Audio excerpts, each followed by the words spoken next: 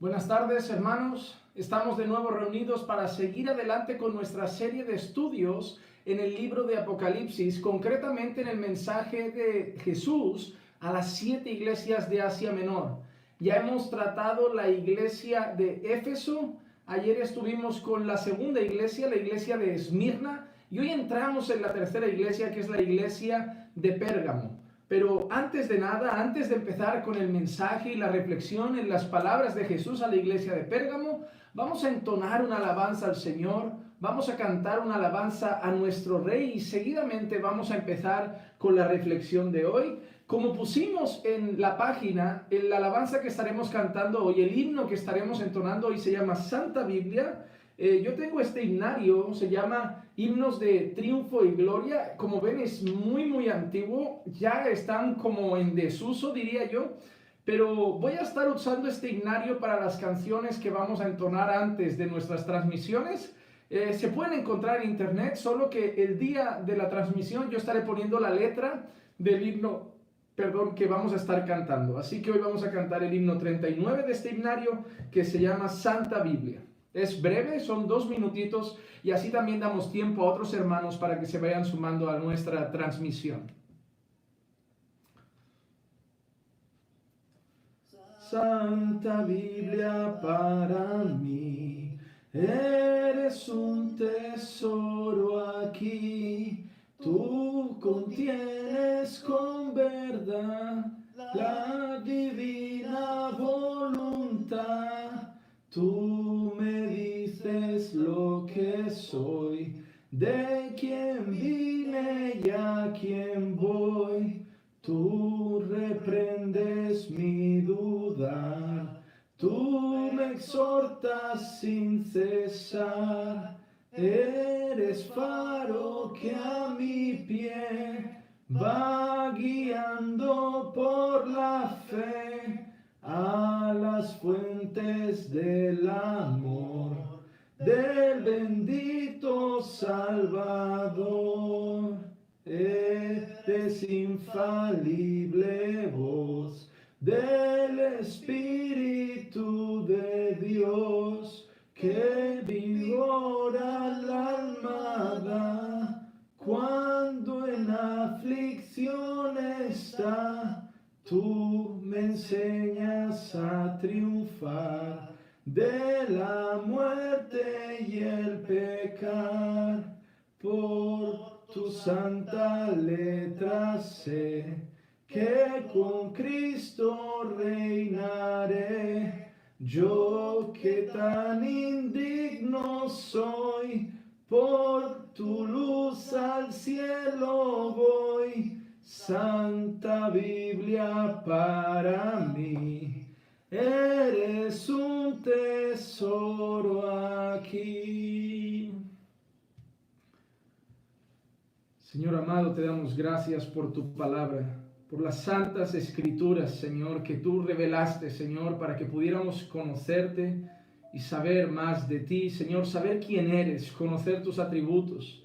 Conocer también el plan, Señor, de redención que tenías para tu creación. Conocer también tu voluntad, Señor, para nuestra vida.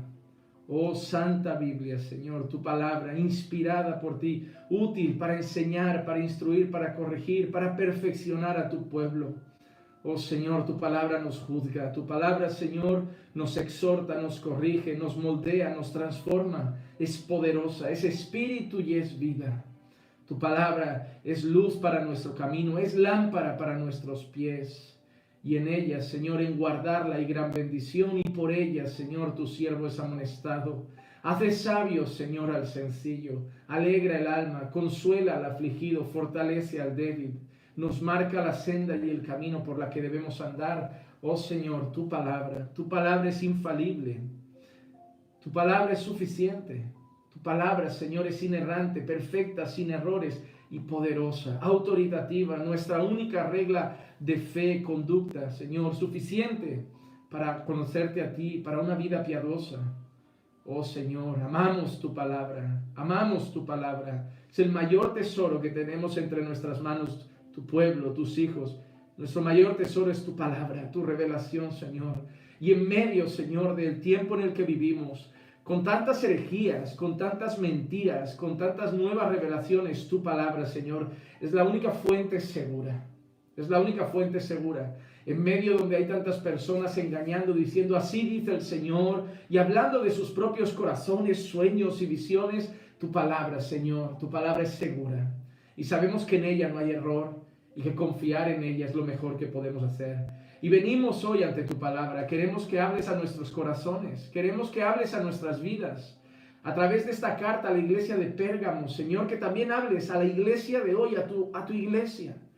Que la palabra, Señor, que diste a la iglesia de Pérgamo pueda ser útil para nosotros, como han sido los dos mensajes anteriores.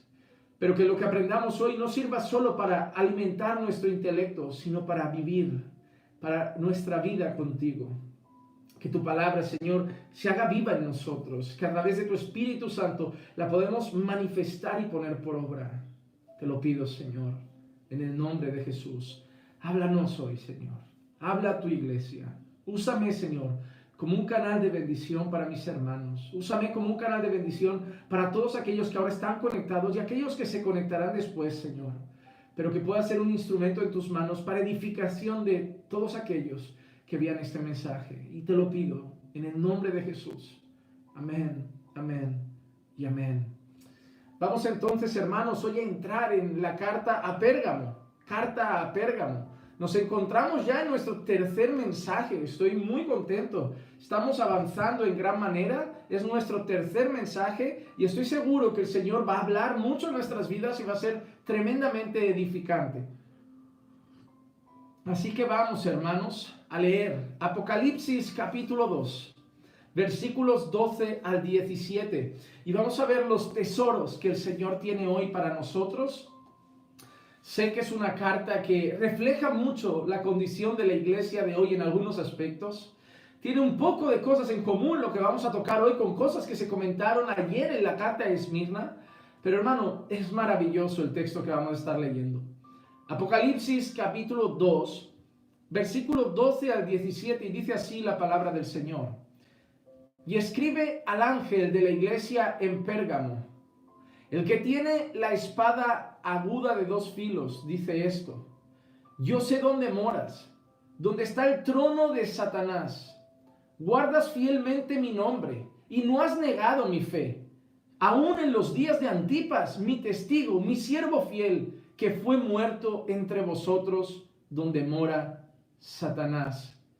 Pero tengo unas pocas cosas contra ti, porque tienes ahí a los que mantienen la doctrina de Balaam, que enseñaba a Balac a poner tropiezo ante los hijos de Israel, a comer cosas sacrificadas a los ídolos y a cometer actos de inmoralidad. Así, tú también tienes algunos que de la misma manera mantienen la doctrina de los nicolaitas. Por tanto, arrepiéntete, si no, vendré a ti pronto y pelearé contra ellos con la espada de mi boca. El que tiene oído, oiga lo que el Espíritu dice a las iglesias. Al vencedor le daré del maná escondido y le daré una piedrecita blanca y grabado en la piedrecita un nombre nuevo, el cual nadie conoce sino aquel que lo recibe, sino aquel que lo recibe. Hermanos, nosotros hoy llegamos a nuestra tercera carta. La carta se dirige al ángel de la iglesia en Pérgamo. Pero hoy quiero empezar concretamente con la descripción que Jesús hace de sí mismo.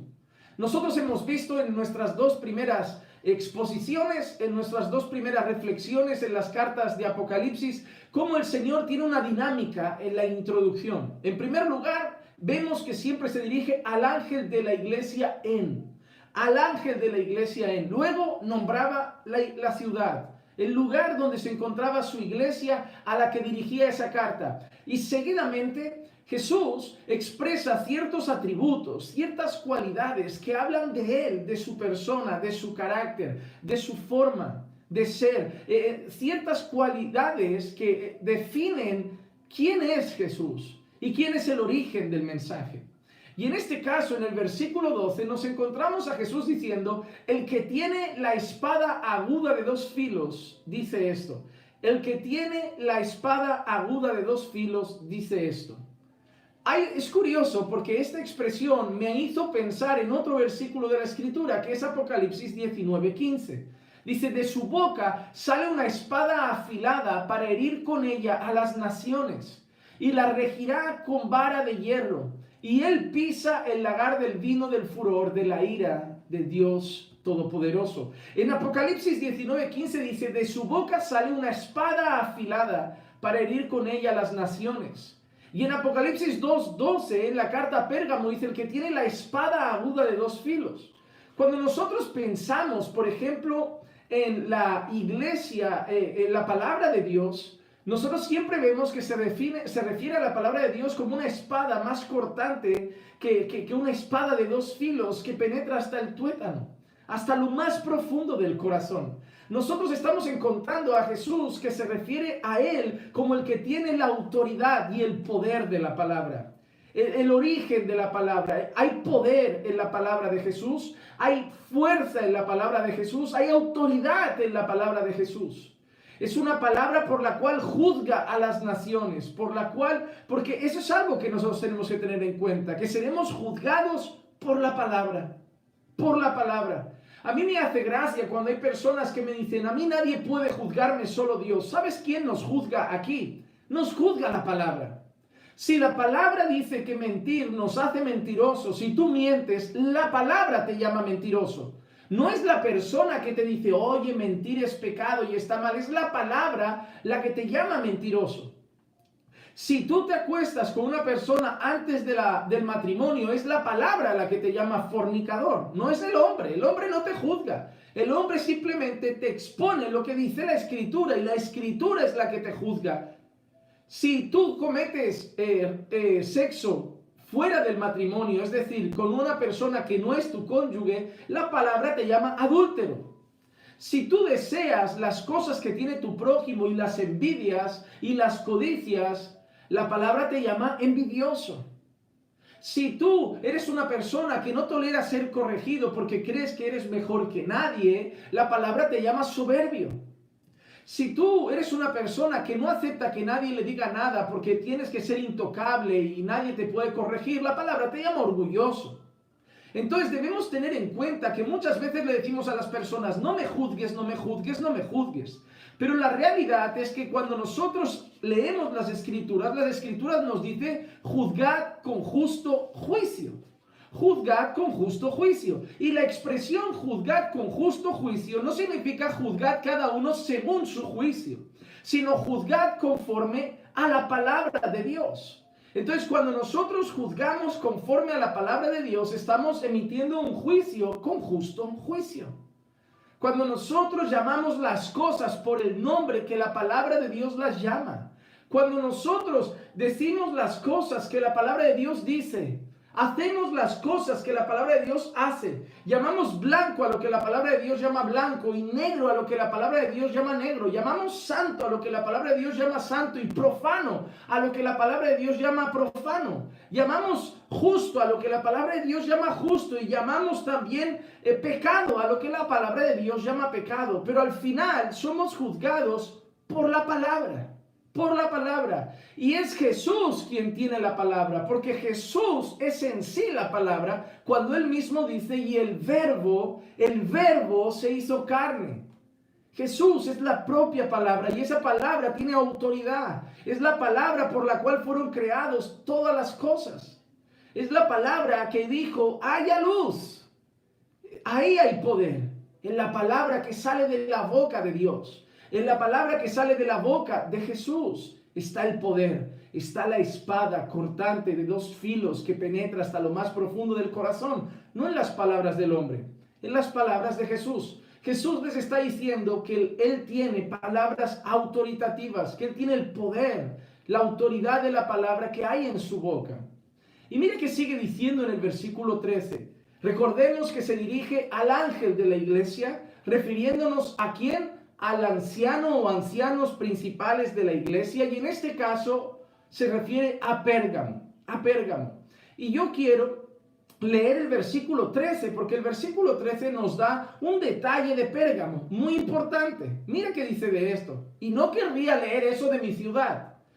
Yo sé dónde moras, Le está hablando a la iglesia en Pérgamo y le dice, yo sé dónde moras, yo sé dónde estás, yo sé dónde estás ubicada, yo sé dónde estás situada. Y le dice, ¿dónde está el trono de Satanás? ¡Wow, hermano! ¡Qué frase más peligrosa! Como diríamos algunos en España, ¡qué frase más chunga! De verdad, ¿dónde está el trono de Satanás? ¿Te gustaría tener ahí tu congregación? ¿Te gustaría tener ahí tu iglesia local? Supongo que cuando las personas piensan, a ver, ¿dónde podríamos abrir una misión? ¿Dónde podríamos abrir una iglesia? No, vamos a abrirla allí, donde está el trono de Satanás.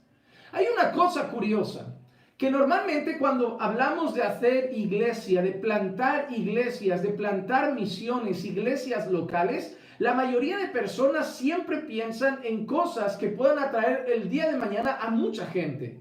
Es decir, si a ti te dan a elegir entre abrir una congregación en una población grande, donde no hay iglesias, que abrir una congregación en una población muy pequeñita, donde a lo mejor hay 1000 habitantes, probablemente te irás a una ciudad grande, te irás a Bogotá, te irás a Medellín, te irás a Quito, te irás a Guayaquil, pero nadie se va a aquel pueblecito de la sierra a hacer misiones. Porque en el fondo muchas veces buscamos lo que nos puede aportar también esa misión. No, a todos anhelamos una misión que crece, una misión que mañana atrae muchas personas a Cristo y vemos mucha salvación y muchas personas convirtiéndose al Señor y ver cómo la obra avanza, crecen recursos, sustenta misiones, hace muchas cosas, pero la realidad es que los pequeños pueblos también requieren misiones, Y de verdad yo doy gracias al Señor por aquellos valientes que sienten el llamado de Dios en pequeños pueblos donde saben que la iglesia quizá mañana no será muy numerosa simplemente por la cantidad de habitantes del lugar, pero aún así saben que en cada lugar donde hay un creyente se necesita una iglesia local. Del mismo modo, normalmente cuando uno piensa en hacer misiones o algo, la mayoría de personas se quieren ir. A mí me hace gracia. A veces llegan aquí misioneros a Europa, a ciudades donde ya hay buenas iglesias y están allí. Y ves que normalmente se acaban enredando en quehaceres de la vida, el trabajo, ganando buen dinero y se acaban apartando del foco principal de su misión. Pero pocos son los valientes que dicen, ¿saben qué? Me voy a ir de misiones a Corea del Norte.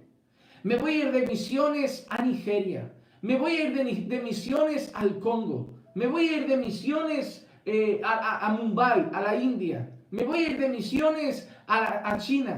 No, porque saben que ahí peligra su vida. Saben que ahí va a ser muy difícil. Saben que ahí va a haber pocos recursos quizá. Saben que ahí va a tener muchas luchas. Saben que ahí pueden perder incluso el propio cuello. Pero hermano, repito, doy gracias a Dios por los valientes y oro por los valientes que van a plantar iglesias donde reina las tinieblas, donde el cristianismo es perseguido y donde ser creyente te puede costar verdaderamente tu propia sangre. Y Pérgamo se encontraba en un lugar así. La definición de Dios es donde está el trono de Satanás. Y eso no se refiere a algo físico.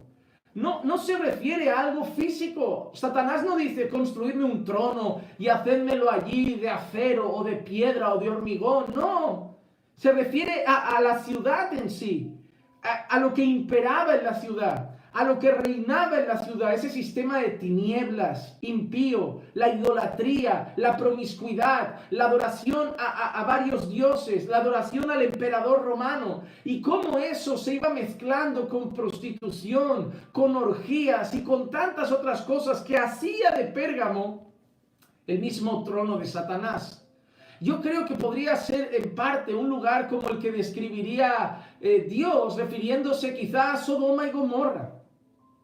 Y quizá hay hoy hermanos que están en lugares donde la promiscuidad, donde la persecución, la dificultad de predicar el evangelio, la dificultad de exponer las escrituras, la dificultad de hacer obra evangelística, donde la presión social, donde la persecución política es tan grande que el Señor diría, ¿sabes qué? Tú estás donde está el trono de Satanás, un lugar difícil, un lugar complicado para vivir la fe de una manera libre.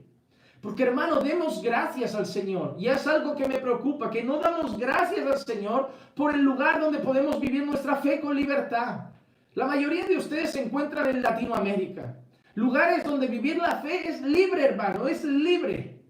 Hay gente por ahí que se burla de los cristianos y un montón de cosas, pero la gran mayoría de veces el mayor problema que tenemos es la propia iglesia y sus herejías. Pero no hay una persecución visible. Estados Unidos también. Muchos de ustedes son norteamericanos y allí hay libertad para exponer las escrituras, para abrir congregaciones. Estamos en Europa nosotros. Por mucho que la gente diga, España tiene el corazón duro, en primer lugar, el corazón duro lo tiene todo el mundo. Según las escrituras, la Biblia enseña que todo el mundo tiene el corazón de piedra.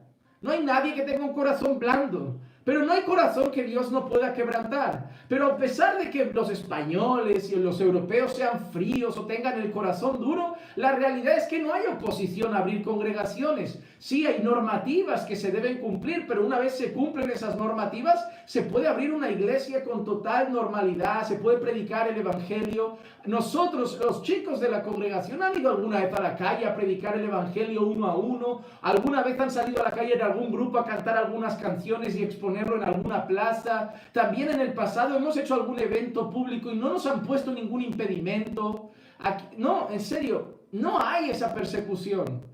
Y te digo una cosa, hermano, a veces cuanta más libertad tenemos, más perezosos nos volvemos, más acomodamos nuestra fe. Parece que cuanto menos presión nos ponen, más nos relajamos. Hermano, cuando las cosas vienen difíciles, hay prueba, ahí es que el pueblo ora, ahí es que el pueblo ayuna, ahí es que el pueblo clama, ahí es que el pueblo hace vigilias de oración, se postra con lágrimas a los pies del Señor. Pero hermano, cuando vivimos en estas situaciones donde vivimos tranquilos, nuestro trabajo, la nevera está llena, vestimos nuestra ropita, podemos ir 2 o 3 veces al mes fuera a comer a un McDonald's o a algún sitio, ir alguna vez al cine con la familia, dar algún paseíto que otro, darnos algún capricho, cosas así. Nos relajamos, nos relajamos. Además luego nuestras vacaciones, nos relajamos, nos acomodamos en esta vida materialista y nos empezamos a olvidar de nuestros fundamentos, la oración, la lectura bíblica, las cosas fundamentales de la vida del creyente, la participación con el cuerpo de Cristo, el estar en comunión con los santos, con el pueblo de Dios y todas esas cosas. Y nuestra fe se empieza a aflojar, aflojar, aflojar. Hermanos, si te das cuenta, la mayoría de grandes avivamientos hoy en día se viven en lugares de persecución. La cantidad de conversiones que hay más a veces en China, en África y en algunos lugares árabes. Porque la gente da su vida por el evangelio, vive de rodillas clamando al Señor, compartiendo las escrituras, van a por todo, porque cualquier día puede ser el último. Y el Señor obra poderosamente en la salvación de muchas personas. Y aquí, hermano, relajaditos, relajaditos. A veces el mayor deseo de Satanás no es cortarnos el cuello, sino enfriarnos. Hermano, te digo una cosa, si Satanás consiguiera que mataran a un cristiano porque hiciera presión política, Satanás nos estaría mandando con el Señor, la iglesia seguiría. La sangre de los mártires ha regado el suelo de este mundo por siglos y la iglesia crece y crece y crece. Cuando esa sangre de los mártires cae al suelo, la iglesia se multiplica, hermano. Satanás no gana nada matando a un creyente. ¿Saben por qué? Porque va directamente a la presencia del Señor. Pero ¿saben cómo gana Satanás? Apagando a la iglesia, apagando su vitalidad, apagando su fervor, haciendo que no evangelice, haciendo que no comparte el evangelio, distrayéndonos con peleas entre nosotros, discutiendo entre nosotros mientras el mundo se pierde ahí fuera y cada vez somos menos luz, cada vez somos menos sal, introduciendo herejías, introduciendo la mundanalidad en medio de la iglesia, perdiendo la iglesia su esencia. Así Él va luchando ferozmente la batalla contra nosotros. Pero siempre hay un remanente, como lo había en Pérgamo. Vamos a hablar un poco de Pérgamo. Dice que es ahí donde está el trono de Satanás. ¿Qué había en Pérgamo? Voy a dar algunos datos, no me los sé de memoria, así que voy a consultar la fuente. Así que voy a dar algunos datos de los que anoté que me parecieron interesantes. Miren, según el historiador Plinio, fue la ciudad más famosa de Asia.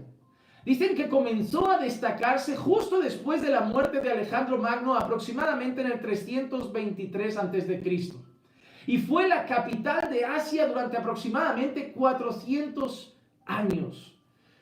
Dice que también fue capital del reino Seleucida hasta el 133 a.C., un imperio helenístico. Atalus III, rey Seleucida, fue el último rey de Pérgamo y pasó el reino a Roma en su testamento, convirtiéndose así Pérgamo en la capital de la provincia romana de Asia. Pero hay una cosa mucho más curiosa que estos datos históricos de los reyes de Pérgamo. Lo que es más curioso es el nombre. Cuando usted escucha Pérgamo, posiblemente le venga la palabra, una palabra que sí conocemos la mayoría, que es pergamino.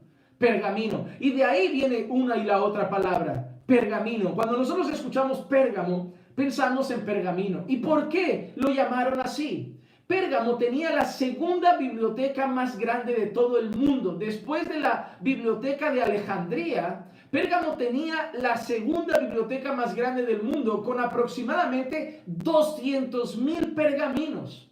Pérgamo se jactaba de su cultura, de su sabiduría, de su conocimiento. Era como la madre y fuente cultural de Asia en aquel instante. Más de 200 pergaminos, hermano. ¡Qué cantidad! ¡Qué biblioteca! Solo la biblioteca de Alejandría la superaba.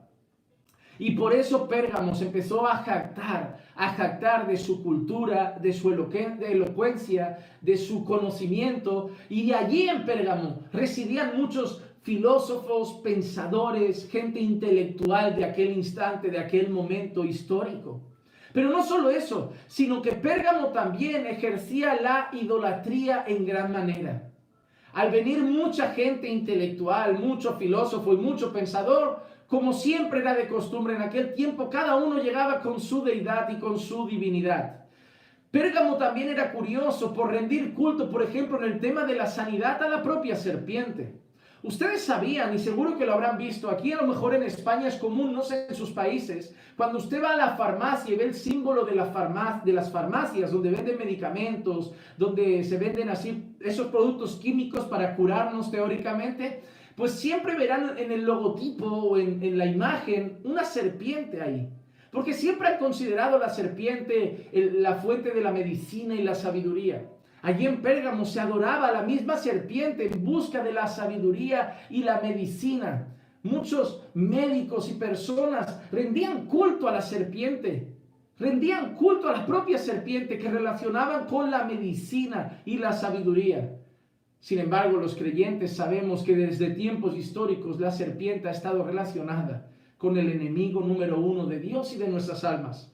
Y prefiero decir solo de nuestras almas porque Dios realmente no tiene enemigo que le llegue ni a la suela del zapato, por decirlo de una manera así metafórica. Pérgamo también no solo adoraba a deidades griegas, Pérgamo no solo adoraba a la misma serpiente en honor a la medicina y la sabiduría, sino que Pérgamo también adoraba al emperador. Se le encendía incienso en las casas, se le adoraba y se le trataba como un dios, se le llamaba Señor y se le rendía culto. Entonces todo eso entre las deidades griegas, entre el culto al emperador, daba lugar también a fiestas que daban lugares a orgías, a inmoralidad, a borrachera. Entonces nos encontramos con una cultura que se jacta de ser inteligente, que se jacta de ser la más sabia, pero llena de promiscuidad, llena de idolatría y persecución feroz contra los creyentes que no se postraban ante todo eso. Y el Señor define todo eso como el trono de Satanás, como el trono de Satanás. Y cuando el Señor dice que está donde el trono de Satanás, mira que dice: guardas fielmente mi nombre y no has negado mi fe. En medio del trono de Satanás, guardas mi nombre. En medio del trono de Satanás, guardas mi fe. No has negado mi fe. Hermano, te digo una cosa, no hay excusa. No hay excusa para no ser fiel al Señor. Hay gente que dice: ay, es que en la universidad es difícil ser cristiano. Ay, es que en el instituto es difícil ser cristiano. Ay, es que en mi trabajo es difícil ser cristiano. No hay excusa para negar al Señor. No hay excusa para no guardar fielmente el nombre del Señor. No hay excusa para negar el Evangelio. Pérgamo se situaba donde estaba el trono de Satanás. Una ciudad llena de idolatría, una ciudad llena de promiscuidad, una ciudad donde habían entrado herejías, falsos profetas y maestros habían llegado a Pérgamo también a seducir a los creyentes con falsas enseñanzas. Pérgamo estaba envuelta en tinieblas. Pérgamo estaba envuelta de prostitución. Pérgamo estaba envuelta de inmoralidad sexual. Pérgamo estaba envuelta de soberbia por causa de la inteligencia y sabiduría de la que se jactaban.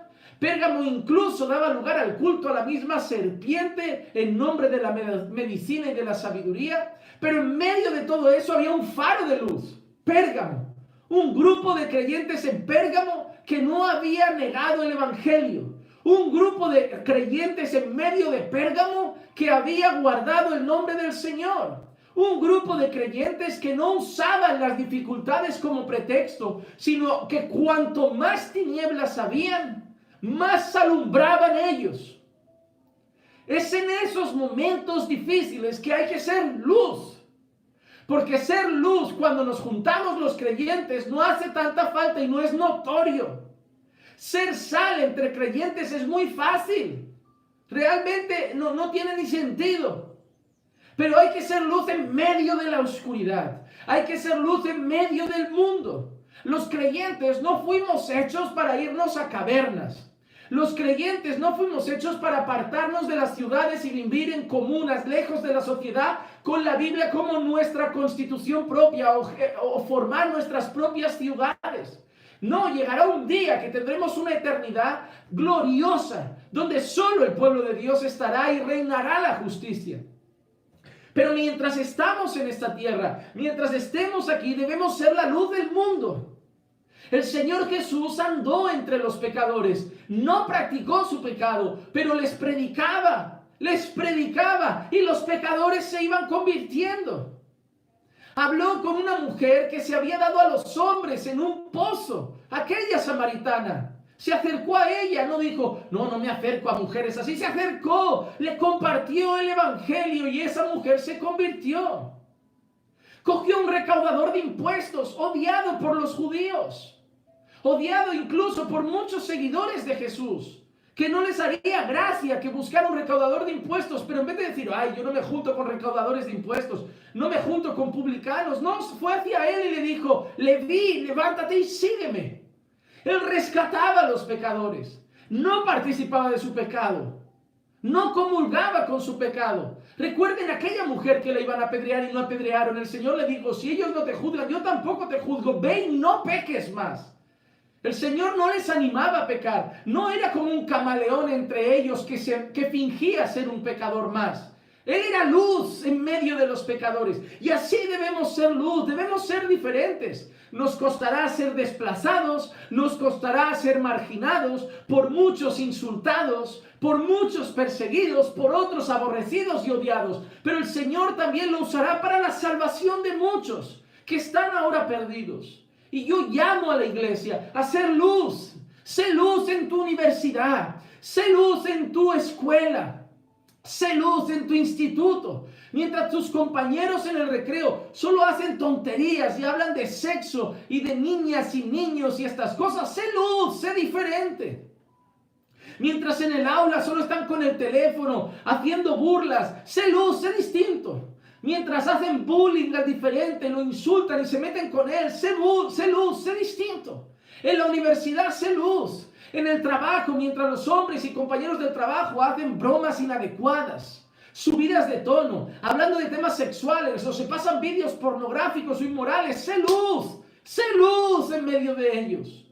En medio de tu familia que no es creyente, no agaches la cabeza y dejes que ellos sean los que te vayan opacando a ti cada día más y cada vez el ambiente esté más oscuro. Brilla ahí, que la luz de Cristo brille. Sé luz en medio de tu familia, sé luz en medio de tu matrimonio, sé luz en medio de tu comunidad de vecinos, sé luz allí donde estés.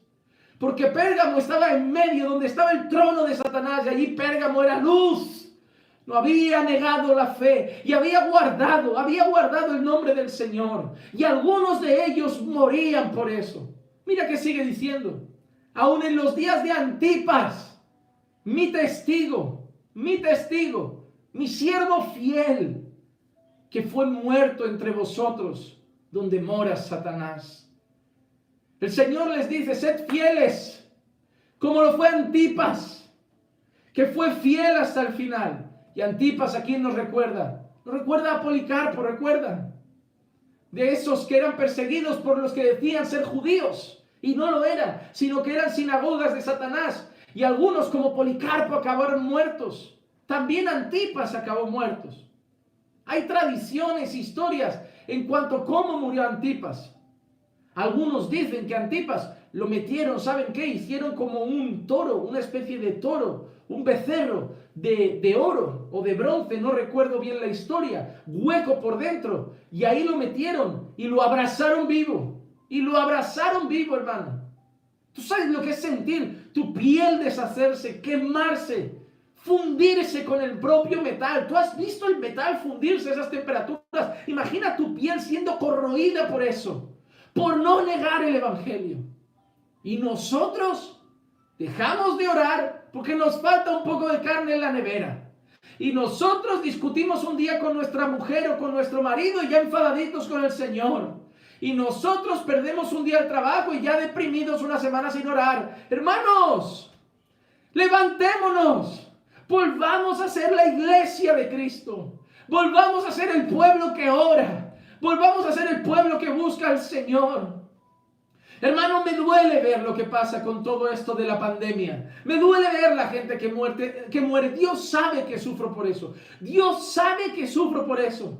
Oh, pero hermano, ¿cuánta falta hacían días encerrados en casa para doblar las rodillas por la mañana y tener 3, 4, 5 horas para orar sin que el trabajo te lo impida?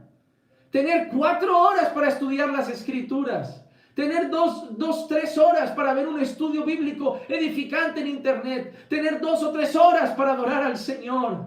Oh, cuánta falta hacía este tiempo para hacer ayunos, para pasar una noche de vigilia en oración, sabiendo que al día siguiente uno puede descansar, pero para una búsqueda intensa del Señor. Y hermano, yo te llamo a no desaprovechar esa cuarentena para simplemente comer, sentarte en el sofá, ver la televisión y que lo único que haya servido la cuarentena para ti, que dices ser hijo de Dios, sea para haber visto una serie que tenías ganas de ver en Netflix, que haya servido para avivar tu fe. Y que después de esta cuarentena volvamos siendo un faro en medio de las tinieblas, una antorcha encendida en medio de la oscuridad. Que a pesar de que estemos en una ciudad donde haya tinieblas, el Señor diga, tú estás donde mora Satanás, pero no has negado mi nombre y has guardado mi fe. Fieles hasta el final, como Antipas. El pueblo de Dios está dispuesto a morir por el Señor. Mira estas palabras, Hechos 21:13. Entonces Pablo respondió, ¿qué hacéis llorando y quebrantándome el corazón? Porque listo estoy, no solo a ser atado, sino también a morir en Jerusalén por el nombre del Señor. Wow, hermano, qué maravilla. ¿Recuerdan esa escena? Unas mujeres tienen una palabra para Pablo, un hombre está ahí y le dicen a Pablo, ¿de quién es este cinto? La persona que sea dueña de este cinto. Esa persona va a ser atado, va a sufrir allí donde va en Jerusalén. Y era de Pablo. Le estaban diciendo, Pablo, allí donde vas a sufrir cadenas, vas a sufrir prisiones, te van a atar, te van a capturar. Y dice la palabra que le lloraban y le rogaban que no fuera. Yo lo entiendo, el amor por él, el amor porque siguiera vivo y compartiendo el evangelio, no querer que sufriera. No, Pablo, no vayas, el Señor nos ha mostrado lo que va a pasar. El Señor nos ha mostrado cadenas. El Señor nos ha mostrado prisiones, sufrimiento, aflicciones. Pablo, no vayas. Pero mira las palabras de Pablo.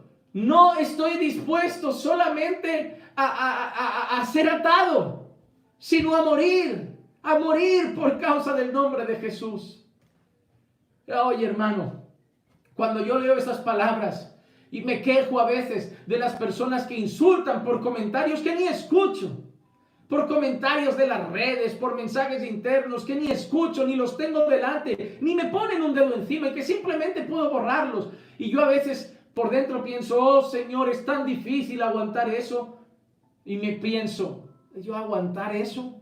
Y Pablo, y Job, y Antipas, y Policarpo, y el misionero de Corea, y el misionero de Seúl, y el misionero de Ahora sí.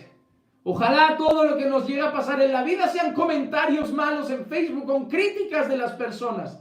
Pero el verdadero creyente estaba dispuesto a morir por causa de su Señor. Seguimos adelante, hermanos. Versículo 14 dice así. Pero tengo unas pocas cosas contra ti. Le ha dicho algo bueno, ¿verdad? Estás en medio de donde está el trono de Satanás. Y aún así, en medio del trono de Satanás, tú estás siendo luz. No has negado la fe y has guardado mi nombre, como en los días de Antipas, mi testigo, mi siervo fiel, que murió por esa causa. Pero ahora empieza el Señor con lo que hace en todas sus cartas. Pero tengo algo contra ti. Tengo algo que reclamarte. Mira qué cosas dice. Pero tengo unas pocas cosas contra ti. Porque tienes ahí a los que mantienen la doctrina de Balaam. Y cuando dice a los que mantienen, se refiere a un grupo. Hay personas que son firmes. Hay personas que no han negado la fe. Y hay personas que guardan el buen nombre del Señor. Pero hay un grupo. Hay un grupo. Tienes ahí a los que mantienen la doctrina de Balaam, que enseñaba a Balac a poner tropiezo ante los hijos de Israel, a comer cosas sacrificadas a los ídolos y a cometer actos de inmoralidad. La primera reclamación, porque veremos dos. La primera reclamación es que tiene ahí a los que mantienen la doctrina de Balaam. La doctrina de Balaam. Y hermano, para los que no lo saben, Balaam era un hombre que por dinero fue capaz de aceptar el maldecir al pueblo del Señor. Un hombre que el Señor usaba para hablar y bendecir a su pueblo. Un hombre que fue movido por el dinero para maldecir al pueblo del Señor. Para lanzar una palabra de maldición contra el pueblo de Dios. Que como muchos recordarán, el Señor no le permitió hacerlo. Él creía que sí, hizo un trato, iba a recibir su dinero de parte del otro rey. Sin embargo, cuando fue a proferir la palabra, el Señor no se lo permitió, porque al pueblo de Dios no lo puede maldecir nadie. Nadie puede maldecir a un hijo de Dios. Solo Dios bendice y solo Dios maldice. Solo Dios tiene esa potestad. Él quería proferir esas palabras de maldición, pero Dios no se lo permitió. Entonces, lo primero que vemos cuando escuchamos doctrina de Balaam eran personas movidas por el dinero. Teología de la prosperidad, hermano. Falsa teología de la prosperidad. Tenéis entre vosotros a un grupo de personas que son movidas como Balaam por el dinero. Tenéis entre vosotros a un grupo de personas cuyo Dios es su propio vientre. Tenéis entre vosotros a un grupo de personas falsos creyentes, falsos maestros, que están atesorando la doctrina de Balaam, movidos por el dinero, por la ambición y por la codicia. Mira, por ejemplo, segunda de Pedro, capítulo 2, versículo 14 y versículo 15, leemos lo siguiente. Tienen los ojos llenos de adulterio y nunca cesan de pecar. Seducen a las almas inestables, tienen un corazón ejercitado en la avaricia, son hijos de maldición. Abandonando el camino recto, se han extraviado siguiendo el camino de Balaam, el hijo de Beor, quien amó el pago de la iniquidad. Ojos llenos de adulterio, nunca cesan de pecar, seducen las almas inestables, tienen un corazón ejercitado en la avaricia y son hijos de maldición. Filipenses 3:19 dice esto, cuyo fin es perdición, cuyo Dios es su apetito y cuya gloria está en su vergüenza, los cuales piensan solo en las cosas terrenales, los cuales piensan solo en las cosas terrenales. Oh hermano, pero no solo eso, sino que Balaam incitó al pueblo de Dios a pecar contra su Dios. Como no pudo maldecir al Señor, como no pudo maldecir al pueblo de Dios, Balaam tuvo una estrategia. Hizo que cogieran a las mujeres de otros pueblos, las más bonitas, y las usaran para seducir a los hijos del pueblo de Dios y así llevarlos a la idolatría y al pecado. Eso hizo Balaam. Llevó a los hijos de Dios con astucia al final a pecar y así el castigo de Dios vendría sobre ellos sin él tener que maldecirlos. Mire qué listo, ¿verdad? Qué listo. Qué listo fue. Se quiso salir con la suya y al final lo intentó de 1000 maneras. Así que en primer lugar, la doctrina de Balaam mueve y está motivada por el amor al dinero. Muchos hoy también, en medio del pueblo de Dios, solo corren detrás del dinero. Muchos dejan a Dios de lado por el dinero, dejan la oración por el dinero, y hermano, te digo una cosa, y voy a ser honesto, sé que hay que trabajar, todo el mundo tiene que trabajar, todo el mundo se tiene que ganar el pan. El que no trabaja, dice la Biblia, que no coma. Todo el mundo debe trabajar, pero el trabajo no debe ser lo primero. Trabajamos para vivir, no vivimos para trabajar. Y hay personas que se agarran al trabajo y trabajan 12 horas, 14 horas, 16 horas y acaban tan exhaustos que le dicen a Dios, Señor, entiéndeme, estoy cansadísimo hoy para leer la Biblia, estoy cansadísimo hoy para orar y mucho menos para ver una prédica que tengo la cabeza caliente del día de trabajo que llevo y para ir a la iglesia hoy, no, entre que voy cansado, llego tarde hoy a casa, me ducho, no, ya iré mañana o el lunes o el jueves o el domingo o el mes que viene. Y hay gente que está así, que el trabajo realmente es un pretexto, pero su corazón solo va detrás de lo material y acaban siendo esclavos de sí mismos. En segundo lugar, también Balaam es una persona que mueve a los otros a pecar contra Dios. Mueve a los otros a pecar contra Dios. Y eso tiene mucho que ver con el versículo 15. Mira qué dice. Otra segunda queja de Dios. Así tú también tienes algunos que de la misma manera mantienen la doctrina de los nicolaitas.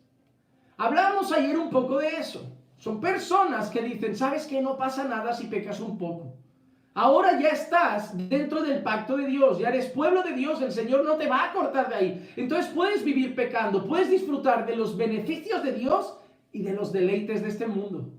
Los nicolaitas llevaban a la gente al error. Llevaban a la gente al error. Y así hoy tenemos en medio de nosotros personas que de la misma manera, con palabras astutas, movidas por la lengua de la misma serpiente del diablo, llevan a las personas a pecar, haciéndoles creer que no pasa nada. Miren, yo he visto los dos extremos, personas que todo es pecado, esto no se puede, esto no se puede, esto no se puede, esto no se puede, esto no se puede, pero ahora vivimos el otro extremo. Nos hemos quejado tanto de los legalistas, fanáticos, religiosos, que nos hemos ido a la otra punta. Esto no pasa nada, esto no pasa nada, esto no pasa nada, esto no pasa nada, esto no pasa nada. Ahora pasamos de que todo era malo, ahora nada importa. Pero ¿qué dice la Escritura? Y muchos están moviendo a otros al error y a pecar contra el Señor. Segunda de Pedro 2, 18 y 19 dice, pues hablando con arrogancia y vanidad, seducen mediante deseos carnales por sensualidad a los que hace poco escaparon de los que viven en el error. Les prometen libertad. ¿Qué les dicen? Ahora somos libres, ahora somos libres, ahora somos libres. Les prometen libertad, mientras que ellos mismos son esclavos de la corrupción, pues uno es esclavo de aquello que le ha vencido. Les dicen, ahora somos libres. ¿Saben por qué? Porque en el fondo desean que todo el mundo peque con ellos, porque ellos siguen siendo esclavos del pecado. Y como ellos siguen siendo esclavos del pecado, odian, aborrecen que otra persona viva en santidad, aborrecen que otra persona no peque como ellos, y los seducen y quieren convencer para llevarlos al error. Déjame decirte algo, hermano, si tú tienes una convicción de que algo es pecado, si tú tienes una convicción de que algo no agrada a Dios, si tú tienes una convicción, aunque te digan 1000 cosas de eso, no importa, no tienes por qué hacerlo. Te lo voy a decir en serio. Mira, pastor, es que a mí cuando escucho música del mundo, a mí no me gusta. No me aporta nada, prefiero escuchar alabanzas, pero todo el mundo me dice que soy un fanático y que no pasa nada por escuchar grupos musicales normales también de este mundo, canciones que tampoco hablen de sexo y cosas así, que no pasa nada. ¿Tú te sientes incómodo? Sí, pastor. ¿Te sientes más cómodo solo escuchando alabanzas? Sí, pastor. Olvídate de lo que digan y no escuches eso. En serio. ¿A ti te incomoda? Sí, pastor. Pues no lo escuches. Llena tus oídos de alabanza y déjalos a ellos. Si luego no pasaba nada, tampoco te estás perdiendo nada del otro mundo, que también para la música que hay, tampoco te pierdes nada. Pero no te dejes llevar por lo que la gente te diga. Si tú no tienes paz, si el Señor a ti te incomoda en tu corazón, porque la realidad es que el Espíritu de Dios nos conmueve. Y a algunos nos hace privarnos de cosas que a otros no. Por ejemplo, a mí no me gusta ir a la playa. No creo que la playa, aquí en verano, en agosto, un creyente deba ir a la playa a las 12 de la mañana. llena de gente. Te hablo de España, no sé cómo es en vuestros países, pero en España llena de gente en bikini, la mayoría sin la parte de arriba, haciendo lo que se conoce como topless, mostrando sus senos, con ropa diminuta, mostrando el culto a la vanidad, mostrando los cuerpos y los ojos de los creyentes. ¿Qué van a hacer allí? ¿Vamos a meter la cabeza en el suelo como un avestruz? No. Vamos a ser seducidos. Nos vamos a ver mirando cosas que no debemos. Eso puede dar lugar a malos pensamientos. Eso puede dar lugar a malas cosas, malas ideas, malas imágenes. Y recordar que ver y codiciar ya es adulterar. Entonces, ¿qué pinto yo allí? ¿Qué me voy a poner yo un bañadorcito pequeño y las hermanitas y los hermanitos de la iglesia viéndome con eso, a mi mujer en bikini o de aquella manera, y yo mirando a las hermanitas que mañana voy a estar ahí bien vestidas el domingo cantando alabanzas? Hoy las estoy viendo semidesnudas. Pero es que ellos dicen que no pasa nada. Pues déjalos, que ellos vayan si quieren. No los mates tampoco si ellos quieren ir. No los escupas. No les diga que son hijos del diablo por eso. Pero déjalos. Si tú no tienes paz, no tienes. Pastor, es que miren, yo cuando veo a esta gente bailando bachata, merengue, salsa, a mí eso, pastor, me incomoda. Son bailes sensuales. Se hicieron para la carne. Eso no glorifica al Señor. Pero a mí me dicen que hoy tampoco pasa nada. Pues déjalos. Pastor, ¿sabes qué? A mí esto de los hombres con pendientes, con piercing, no lo veo. Pues no lo hagas. Ya, pero es que dicen, es que deja lo que digan. Deja lo que digan.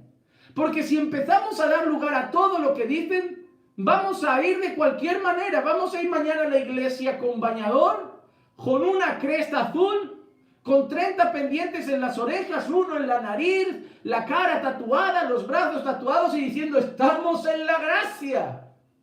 Déjalo. En ningún momento he dicho que es pecado y que no es pecado, pero lo que sí te voy a decir es una cosa. Si a ti algo en el corazón te dice, hijo, no lo hagas, te lo diga quien te lo diga. Hasta si tu pastor te dice, no pasa nada, pero a ti te incomoda, deja que tu pastor lo haga, pero tú no lo hagas. Si el Señor a ti te quiere privar de cosas, no te estás perdiendo nada absolutamente. Guárdate para el Señor. Pero ten tu conciencia en paz. No hay nada peor que hacer algo y que la conciencia te diga, estás ofendiendo al Señor. Y solo haberlo hecho, porque los otros te lo dijeron. No te dejes llevar por eso, porque eso es lo que hacían los nicolaitas. Seducían a la gente con esa frase de, no pasa nada, el Señor te va a entender. Judas 1:4, pues algunos hombres se han infiltrado encubiertamente, los cuales desde hace mucho estaban marcados para esta condenación, impíos. Y mira esta frase, que convierten la gracia de nuestro Dios en libertinaje y niegan a nuestro único y soberano Señor Jesucristo. Y niegan a nuestro único y soberano Señor Jesucristo.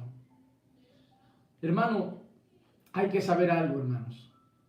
Nosotros tenemos un enemigo que va a querer introducir mundanalidad en la iglesia. Va a querer introducir herejía en la iglesia. Va a querer introducir el error en la iglesia. Satanás es real. Pérgamo se encontraba donde está el trono de Satanás. Satanás es real. Tiene siervos. Trabaja a través incluso de los impíos. Y odia a la iglesia. Satanás es real. Odia a cada uno de los creyentes que existen. Odia a cada persona que se ha convertido y al que el Señor le ha dado salvación. Odia a la iglesia a la que el Señor ama tanto que entregó a su Hijo a morir por sus pecados. Nos odia. Y va a hacer lo posible para que tengamos una vida miserable. Anda como león rugiente buscando a quien devorar. Y no podemos decir que no existe. La expresión que usa el Señor donde está el trono de Satanás no es literal. No tiene un trono. Pero Satanás no aparece en esa expresión por casualidad, él es real. Mira, Jesús lo llamó el príncipe de este mundo. Juan 16:11. Y de juicio, hablando del Espíritu Santo, dice, convencerá al mundo de justicia, de pecado y de juicio. En Juan 16:11 dice, y de juicio, porque el príncipe de este mundo ha sido juzgado. Pablo también habla de él en Efesios 2:2.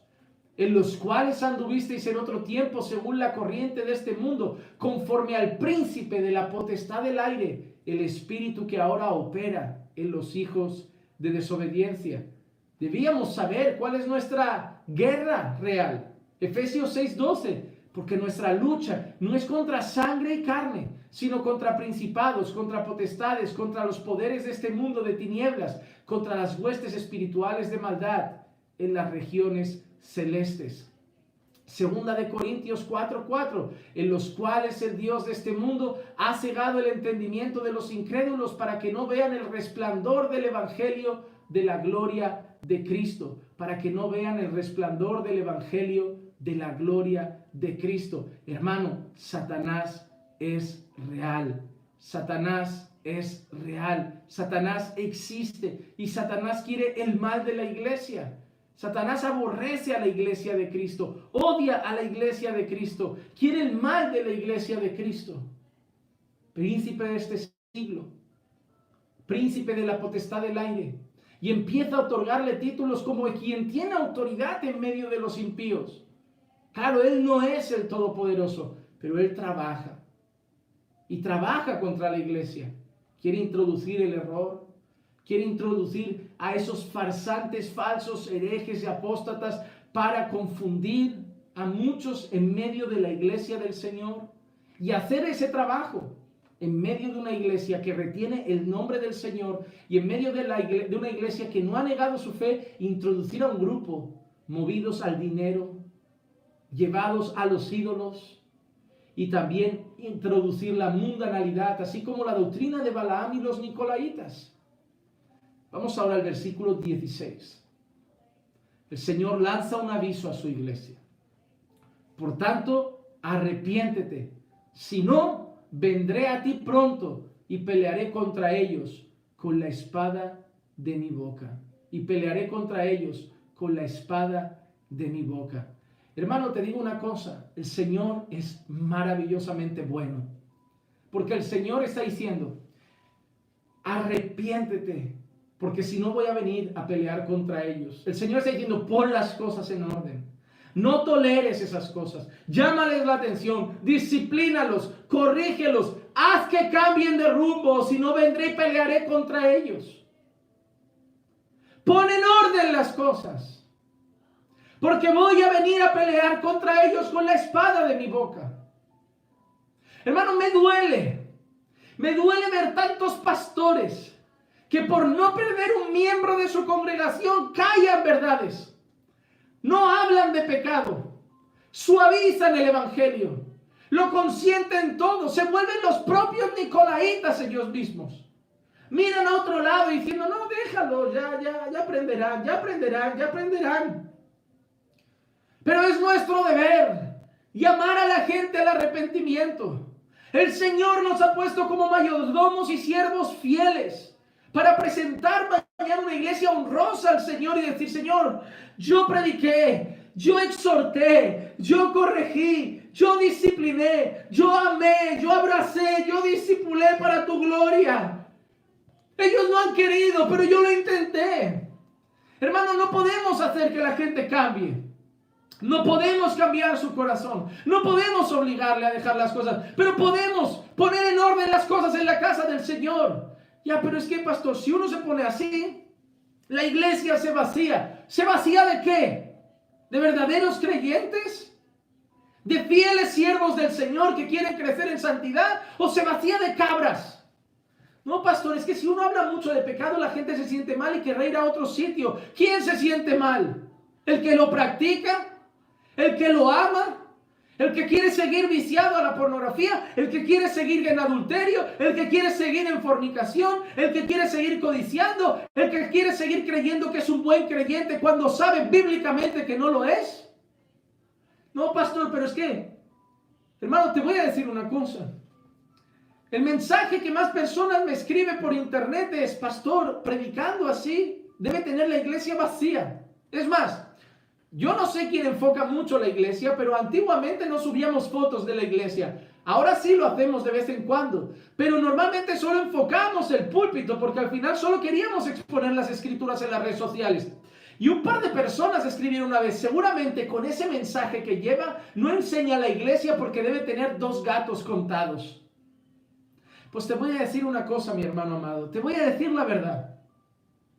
la iglesia donde el Señor me ha puesto a servir, a pesar de encontrarse en España, un sitio difícil para que haya crecimiento de iglesia, a pesar de ponerme en Cataluña, una región complicada, llena de inmoralidad, modernidad, feminismo, a pesar de estar ahí, en un lugar también donde lo que abunda en un 98% son iglesias de mala doctrina, de la prosperidad, del decláralo, decrétalo y de tantas cosas, a pesar de estar en un lugar como ese, no para de venir gente. Sí, no somos una macro iglesia, pero hermano, el Señor lleva a la iglesia cada día a los que han de ser salvos. Hermano, gente se va, sí, gente se marcha, sí, y se marchará. Pero cuando uno es fiel al Evangelio, uno es fiel a la Escritura, el Señor trae a los suyos. Los que no la aguanten y se convierten se irán. El que se convierte se deleitará en su ley, se deleitará en sus mandamientos. Y esta palabra solo servirá para que él dé un fuerte grito de amén y gloria a Dios cuando escuche las verdades del Evangelio. Y te digo, hermano, hay mucha gente en esas iglesias sedienta, hambrienta, desnutrida, y muchos están yendo de esas iglesias llenas de nicolaitas y de hijos de Balaam con doctrina del error. El Señor está abriendo los ojos de muchos. El Señor está despertando a muchos, y las iglesias fieles al Evangelio van a experimentar un avivamiento. El Señor está abriendo los ojos de muchos a la verdad. El Señor está volviendo a su pueblo al Evangelio, y de esas iglesias falsas, esas iglesias llenas de herejías, van a empezar a perder a muchas personas que van a correr a manantiales de agua viva. ¿Por qué? Porque es promesa de Dios que el Señor añadía a la iglesia los que habían de ser salvos. Sé fiel y el Señor cumple su propósito. Pero mira lo que dice el Señor. Pero si lo consientes, si los mantienes en el error de Balaam, si los mantienes en el error de los nicolaitas, vendré y pelearé contra ellos con la espada de mi boca. Los juzgaré por la palabra. El Señor no los juzgará por gusto y su deleite, con la propia palabra. La Biblia dice eso y habéis hecho eso. La Biblia dice eso y habéis hecho eso. La Biblia dice eso y habéis hecho eso. Porque quien juzga es la espada. Quien juzga es la palabra. A veces, la otra vez, salió un hermano con el que me reuní poco después de que nos empezara a visitar. Llevaba 3 visitas en nuestra congregación. Y el hermano me dice: pastor, necesito hablar con usted y es urgente, no me siento nada bien. Y yo, bueno, quedemos, vente tal día antes del estudio bíblico y charlamos un rato. Vino, se sentó en mi despacho, estuvimos empezando a hablar y me dijo: quiero serle honesto. Y yo, dígame, con franqueza, hable. Me dijo: las 3 veces que he venido, he salido de aquí, 2 cosas han pasado. Y digo, ¿qué cosas, hermano? Me dice: en primer lugar, no me sentía creyente por su culpa. Digo, ¿por mi culpa? Sí, no me sentía creyente por su culpa, por su mensaje, por su manera de predicar. Yo me miraba en sus mensajes, yo me analizaba conforme a sus predicaciones, yo me analizaba conforme a sus sermones. ¿Y sabe qué veía? Que yo no era un hijo de Dios. Y eso trajo la segunda cosa. ¿Qué cosa? Rabia, dolor, enfado. Pastor, yo salí el 3er día aquí pensando: nunca más piso este lugar. Nunca más piso este lugar. Nunca más piso un lugar que solamente dice estas cosas que me hacen sentir mal. Yo vengo a la iglesia a sentirme mejor, no a sentirme peor. Pero estaba esta tarde, el otro día salí con ese pensamiento. El último domingo salí con ese pensamiento. Y el lunes llegué a mi casa de mi trabajo y fui a orar y a buscar al Señor. Y estaba orando. Y me di cuenta de algo, pastor. Le digo, no, dígame. Dice, mi problema no era con usted. Mi odio no era con usted. Y mi enfado no era con usted. Era con la palabra. Porque cada vez que yo me analizaba mi enfado y mi odio, preguntaba, ¿pero algo de lo que ha dicho no está en la Biblia? ¿Algo de lo que ha pronunciado no está en la Escritura? ¿Algo de lo que ha llamado pecado, la Biblia no lo llama pecado? Y el hermano empezó a romper el llanto, hermanos. Empezó a llorar y a decir, pastor, mi problema está con Dios. No, yo lo abracé. No, fue una de las experiencias más bonitas que he tenido ahí. Yo abracé a aquel hermano que reconocía que no era hermano, pero en aquel momento hubo conversión, se lo digo en serio, hubo conversión. El corazón se rompió y en aquel momento ese hombre reconoció que estaba mal con Dios, que era practicante del pecado y que su única esperanza era Cristo. Ese hombre había vivido una vida religiosa por más de 17 años, si no recuerdo mal, por más de 17 años, una vida solamente religiosa, aparentando una cosa los domingos y en la iglesia, haciendo otra en la intimidad. Y le daba rabia porque era como si la palabra lo desnudara y era como si alguien me hubiera contado, según él, como si alguien me hubiera contado lo que él hacía cuando estaba solo. Y nadie me lo dijo, yo no diré, no, el Señor me dijo, yo además predico expositivamente, no es que yo buscara un mensaje para ese día. Pero hermano, cuando la palabra es expuesta, el Señor rompe los corazones. Yo lo confieso, yo era una persona muy religiosa, primer año, segundo año de la fe, muy religiosa. Yo cumplía el protocolo. Ahí se dice amén, amén, aleluya, aleluya. Me tengo que vestir así, me visto. Camisa, ¿cómo la quieres, pastor? Así, me la pongo. Los zapatos, negros, me los pongo. Me peino así, vale. ¿No te gusta el pelo? Más corto, me lo corto más. ¿Cómo te...? Y yo lo cumplía, lo cumplía, lo cumplía. Me acuerdo que se metía la gente en mi coche, tenía los CDs de alabanza. Se salía la gente de mi coche, tenía otro CD puesto. Con otra música, que bueno, mis gustos musicales no eran muy bonitos, la verdad. Y recuerdo que a veces estaba delante de las personas y cuando sabía que iba a pasar un largo tiempo me volvía a fumar algún cigarrito. Es decir, yo aparentaba ser lo que no era. Pero oraba, hermano, tenía unas oraciones bonitas, parecía un poeta orando. Era muy hipócrita. Llegué a predicar así, ¿eh? Llegué a llevar jóvenes así, líder en la iglesia, siendo un hipócrita, siendo un hipócrita. Pero claro, la gente te empieza a admirar, como no, mira el joven, cómo se levanta, y míralo tal, como el Señor tan rápido lo está usando. Y la verdad, pues, cuando eres un hipócrita y no eres convertido, eso llena tu corazón. Y lo anhelas, y lo amas, y te gusta. Pero todo cambió aquel día que me puse en internet y estaba viendo una predicación, que realmente lo único que hacía era verlas para luego copiarlas. Estaba viendo una predicación y al lado... Nunca olvidaré ese día. Una ventanita de YouTube que ponía mensaje impactante a la juventud. Paul Washer. Y yo pensando, pues mira, semana que viene culto de jóvenes, tengo que predicar, mensaje impactante, vamos a llevar leña buena. No sabía nada de quién era Paul Washer, vi que era en inglés subtitulado, pero como entiendo el inglés, digo, bien. Acabó conmigo. Realmente acabó conmigo. Nunca había escuchado algo como eso. Nunca había escuchado un mensaje así. Un mensaje que dije yo, me va a costar escuchar todo este rato algo en inglés. Se me hizo corto. Acabé en ese mensaje llorando. Y en ese momento hay otra ventanita al lado, ahora en español, porque resulta que Paul Washer hablaba, yo no lo sabía en aquel momento, español, y veo Romanos 12:2 o Romanos 12, la verdadera conversión. Y veo ese mensaje, hermano. Y en aquel momento, el Señor trae convicción a mi corazón. Cuando acaba el mensaje de Paul Washer de verdadera conversión, de Romanos 12, yo me postro de rodillas ante Dios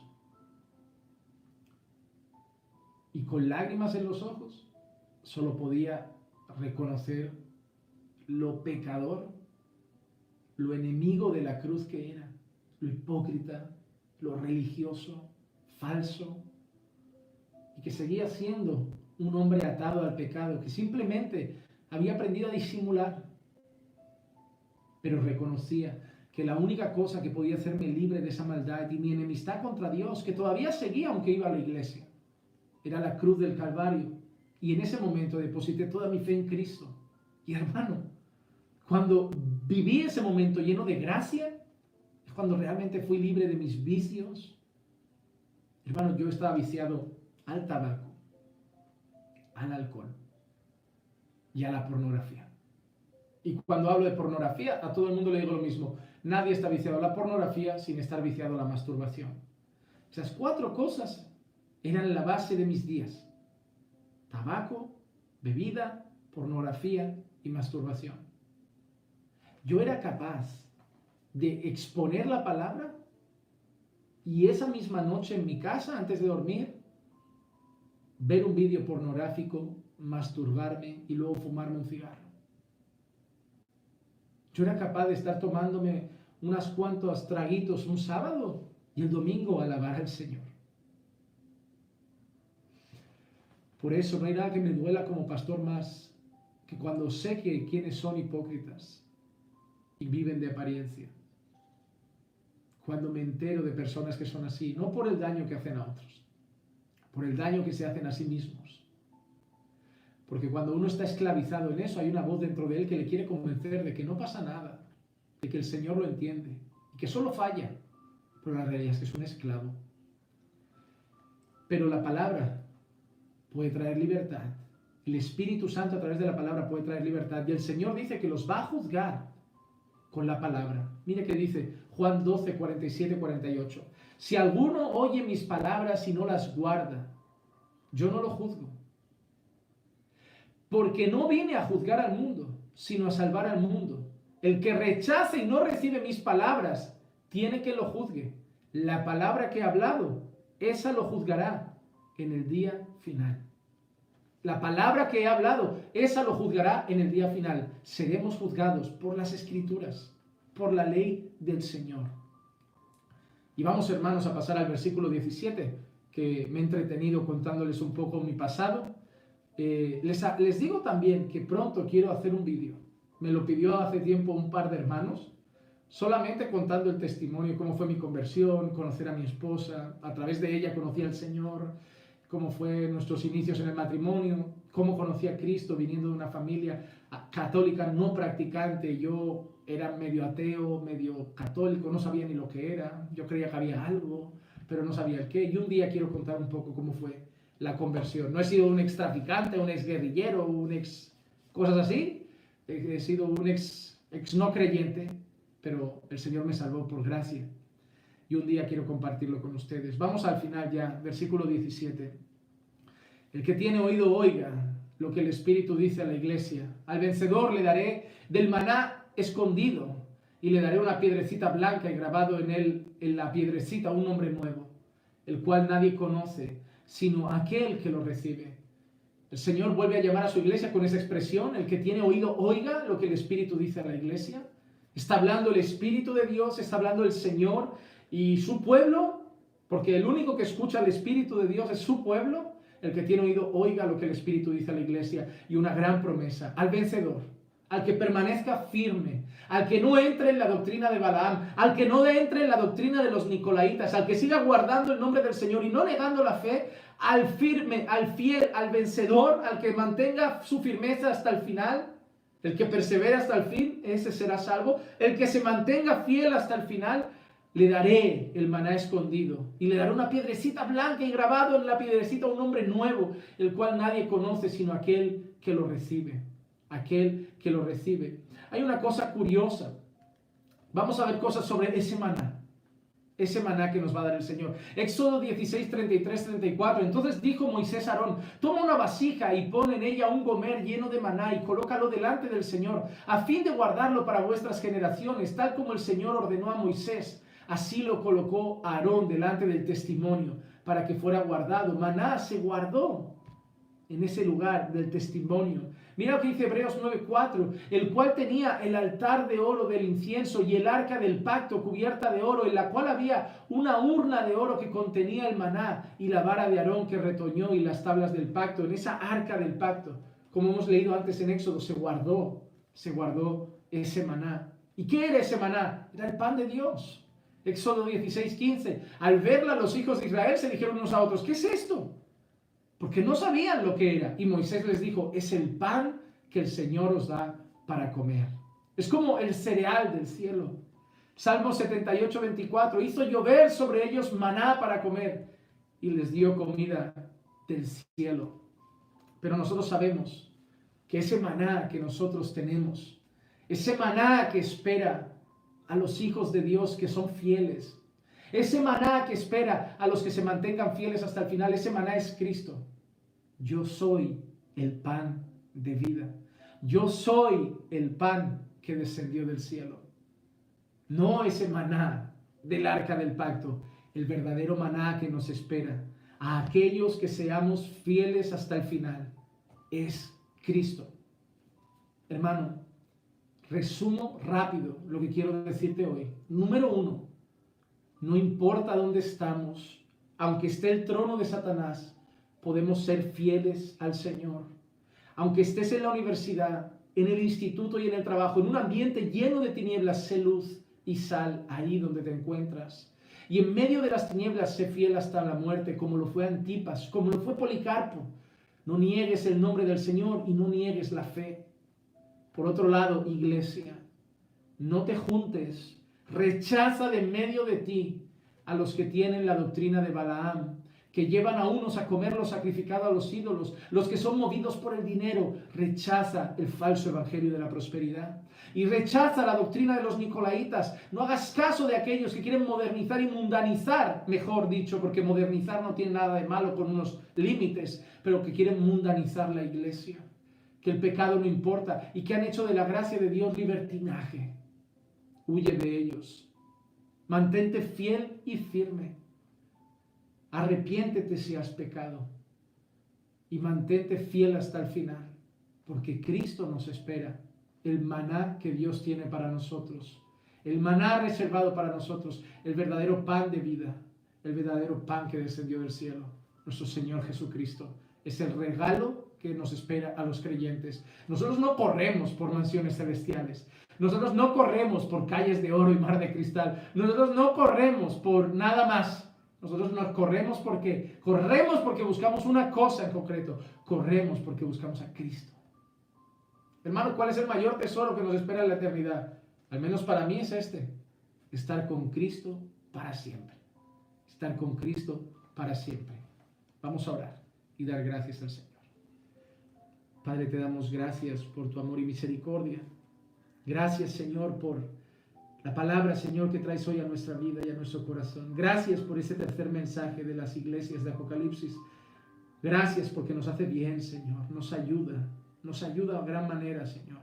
Te pido, Señor, que nos permitas y nos concedas ser fieles hasta el final, aun estando en medio de donde está el trono de Satanás, no negar tu nombre y no negar la fe.